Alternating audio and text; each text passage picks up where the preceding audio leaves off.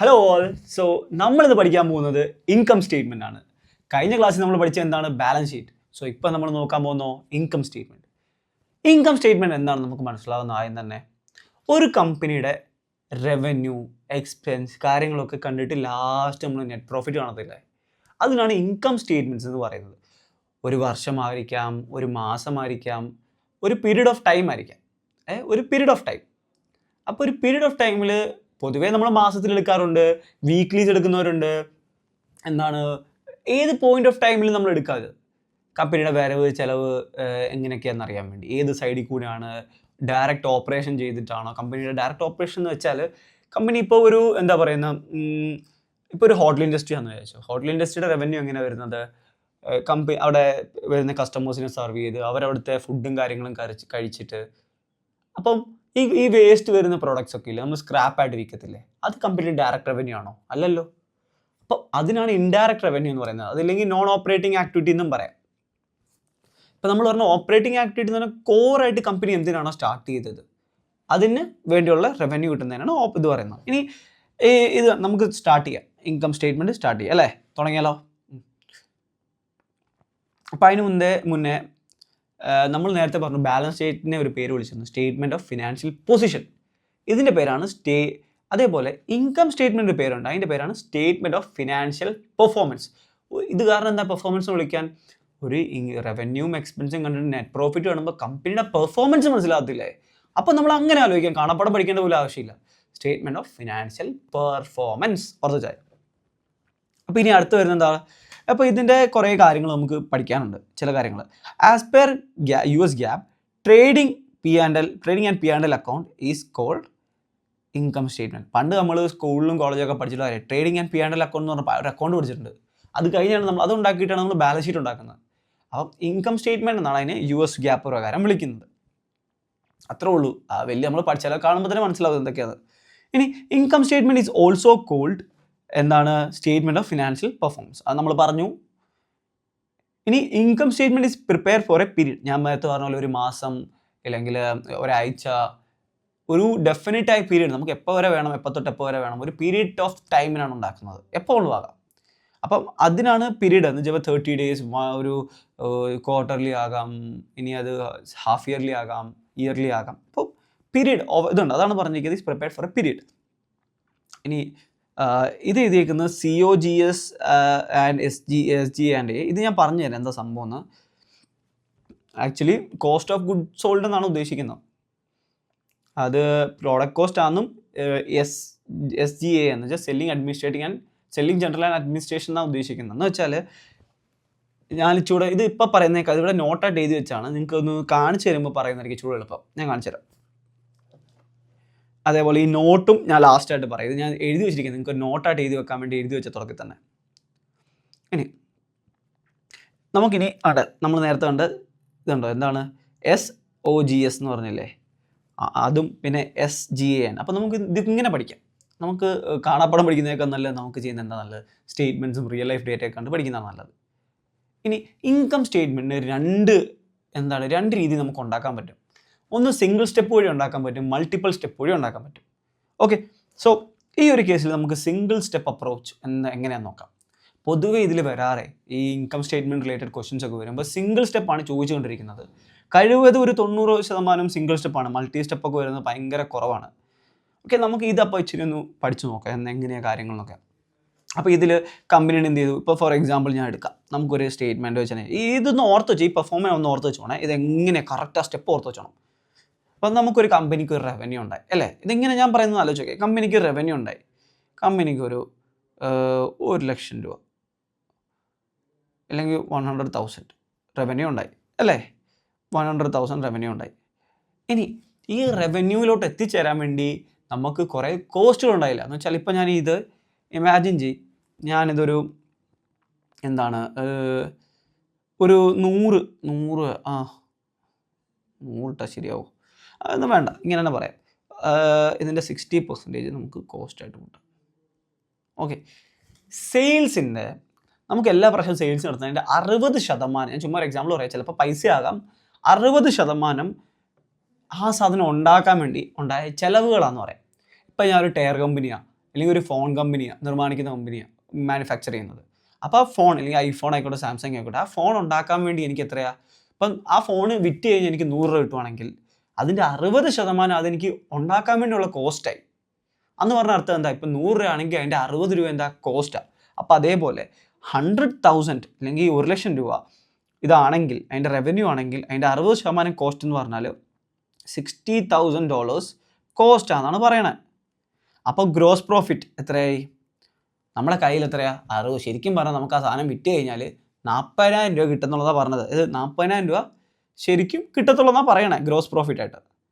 ഇനി ഈ സാധനം വിൽക്കുമ്പോൾ നമുക്കുണ്ടാകുന്ന ചില ചിലവുകളുണ്ട്. നമുക്കെന്താ, സെല്ലിംഗ് ജനറൽ അഡ്മിനിസ്ട്രേഷൻ എന്ന് പറഞ്ഞാൽ ഈ ഓഫീസിൽ അക്കൗണ്ടന്മാർ കാണാം, ഈ ഓഫീസിൽ മാർക്കറ്റിംഗ് വെച്ച സ്റ്റാഫുകൾ കാണാം, മാർക്കറ്റിംഗ് നടത്തിയ അഡ്വർടൈസ്മെൻറ്റ് ചിലവ് കാണാം, അങ്ങനെ കുറേ പിന്നെ പാക്കേജിങ് ചിലവായിരിക്കാം.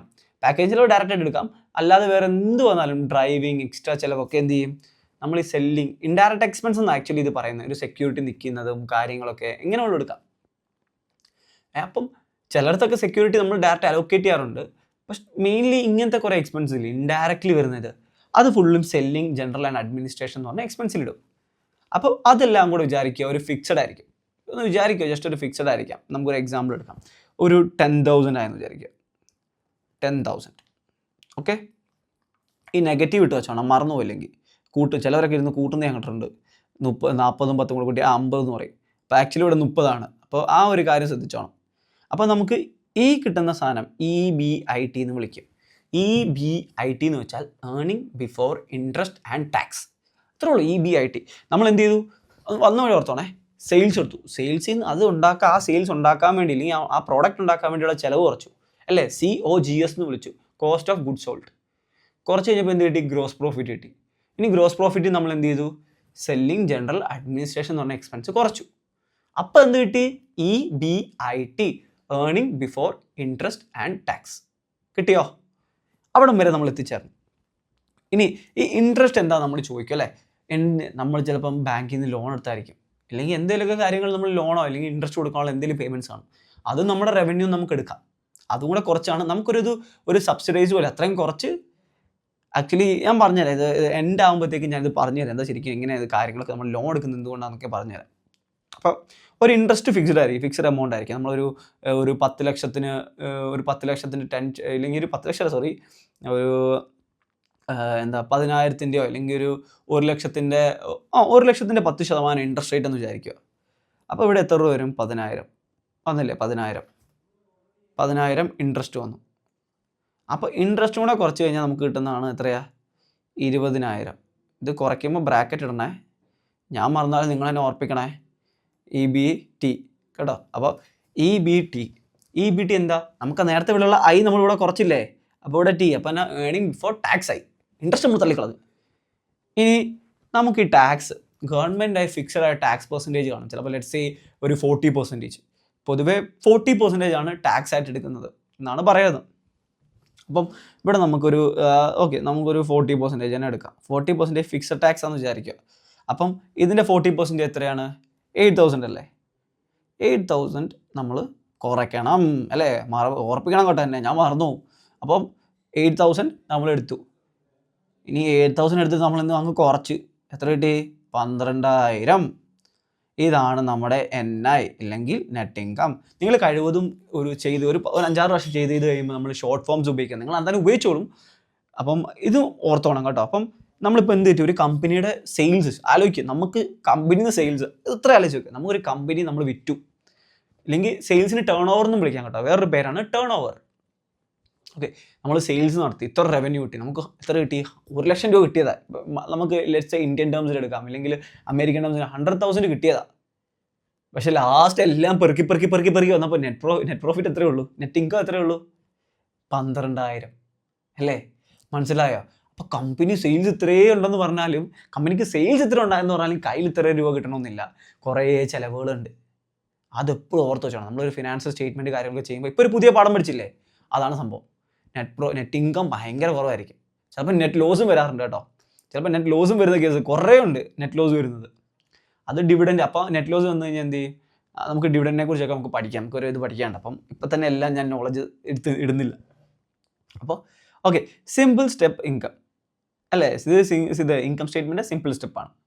ഇനി അതേപോലെ മൾട്ടിപ്പിൾ സ്റ്റെപ്പ് വരുന്ന സാധനമാണിത്. ഇതിൽ വ്യത്യാസം എന്തൊക്കെ വന്നു നോക്കിയേ. നമ്മളവിടെ മറ്റേ ഇവിടെ ഈ പേരിൽ EBIT വരുന്നതിൻ്റെ പകരം എന്ത് വന്നു, ഇവിടെ EBIT വരുന്നതിൻ്റെ പകരം എന്ത് വന്നു, ഓപ്പറേറ്റിംഗ് ഇൻകം എന്ന് പറഞ്ഞു വന്നു. അതിന് ഓപ്പറേറ്റിംഗ് എക്സ്പെൻസ് ഇൻകമും കൂട്ടി കുറച്ചു. ഇവിടെ ഒരു നോൺ ഓപ്പറേറ്റിംഗ്, ഞാൻ പറഞ്ഞില്ലേ നേരത്തെ, നോൺ ഓപ്പറേറ്റിംഗ് നമുക്ക് കമ്പനിയുടെ കോർ ആക്ടിവിറ്റിയിൽ നിന്ന് ചെയ്യാതെ കിട്ടുന്ന ഇൻകംസ്, അതാണ് ഈ gain or loss from non operating എന്ന് പറയുന്നത്. സെയിൽ കിടന്നാലും നമുക്ക് ഇവിടെ ഇടാൻ കേട്ടോ, സെയിൽ ഓഫ് അങ്ങനത്തെ കുറേ കാര്യങ്ങൾ, നമ്മുടെ സ്ക്രാപ്പ് സെയിൽസും കാര്യങ്ങളൊക്കെ എടുത്തിടാം. പിന്നെ ഇൻകം ഫ്രം, അപ്പം അതിനെ മൈനസ് ചെയ്ത് കിട്ടുന്ന പേരാണ് income from continuing minus income from continuing business. ഇത് ടാക്സ് കൂടെ കുറച്ചാൽ ബിഫോർ ടാക്സ്. ഇത് ജസ്റ്റ് ഇത്ര, ഇത് സത്യം പറഞ്ഞാൽ ചോദിക്കാറില്ല. ഈ ഒരു പെർഫോമൻസ് ഓർത്ത് വെച്ചു, ഒരു പ്രാവശ്യം നമുക്കൊന്ന് പ്രാക്ടീസ് ചെയ്ത് നോക്കാം. ഇനി കണ്ടോ, ഡിസ്കണ്ടിന്യൂഡ് ഓപ്പറേഷൻസ് എന്ന് പറഞ്ഞ കുറേ കാര്യങ്ങൾ, ഡിസ്കണ്ടിന്യൂഡ് ഓപ്പറേഷൻസ് എന്നൊക്കെ പറഞ്ഞു വരും, പ്ലസ് ഓർ ഗെയിൻസ്. അതിൽ നിന്ന് പിന്നെ എന്ത് ചെയ്യും, ലാസ്റ്റ് നമ്മൾ നെറ്റ് ഇൻകംസ് അറൈവ് ചെയ്യും. ഇതിൽ 2-3 കാര്യങ്ങൾക്ക് മാറ്റം വന്നു. ഇത് മാറ്റം വന്നു, ഇത് രണ്ടും നമുക്ക് ഇൻകം ഉണ്ടായിരുന്നു, ഇൻട്രസ്റ്റ് ഇൻകം ഉണ്ടായിരുന്നു, ഇൻട്രസ്റ്റ് എക്സ്പെൻസ് ഉണ്ടായിരുന്നു, ഇതിൽ ഇൻകമും വന്നെന്നുള്ളൂ. പിന്നെ ഇങ്ങനെ പുതിയ 2 പേര് വന്നിട്ടുണ്ട്. ഡിസ്കണ്ടിന്യൂഡ് ഓപ്പറേഷൻസ് വന്നിട്ടുണ്ട്. നമ്മൾ നിർത്തി വെച്ച് എന്തെങ്കിലും ആക്ടിവിറ്റിയിൽ നിന്നോ അല്ലെങ്കിൽ വേറെ എന്തെങ്കിലുമൊക്കെ ആക്ടിവിറ്റിയിൽ നിന്ന് നമുക്ക് കിട്ടുന്ന ഗെയിൻ ഓർ ലോസ്, അതും കൂടെ കൂട്ടി. ഇത് ഇച്ചുകൂടെ എന്ത് ചെയ്തു, നമ്മുടെ സിമ്പിൾ സ്റ്റെപ്പിന് ഇച്ചും കൂടെ ഒന്ന് എക്സ്പാൻഡ് ചെയ്തു, അത്രേ ഉള്ളൂ. ഇത് നമുക്ക് സ്റ്റെപ്പ് വേണേൽ ചെയ്ത് നോക്കാം, പക്ഷെ അത്ര ഇമ്പോർട്ടൻ്റ് അല്ല, അതുകൊണ്ടാണ് ഞാൻ എംഫസൈസ് ചെയ്യാത്തത്. നമുക്ക് എന്നുള്ള പറഞ്ഞാൽ ചെയ്ത് നോക്കാം, ഇത് കഴിയട്ടെ. അപ്പം ഇതാണ് ബേസിക്കലി ഇൻകം സ്റ്റേറ്റ്മെൻറ്റ് ഒരു ഈ ഒരു ബേസിക് ആയിട്ട് പറയാനുള്ളൂ. ഇൻകം സ്റ്റേറ്റ്മെൻറ്റ് എന്താണെന്ന് അറിഞ്ഞു തന്നാൽ മതി. ഇനി ഇതിൻ്റെ പ്രോബ്ലംസ് നമ്മൾ ചെയ്യാൻ പോകുന്നുള്ളൂ. അതിന് മുന്നേ ഞാൻ ഇൻകം സ്റ്റേറ്റ്മെൻറ്റ് എന്താണെന്ന് പറഞ്ഞു തന്നു, ബാലൻസ് ഷീറ്റ് എന്താണെന്ന് പറഞ്ഞു തന്നു അല്ലേ. ഇനി ഇൻകം സ്റ്റേറ്റ്മെൻറ്റ് അടുത്ത ക്ലാസ് വരുമ്പോഴത്തേക്ക് നമുക്ക് വെറൈറ്റി പിടിക്കാം. Okay, so thank you all for listening. Thank you.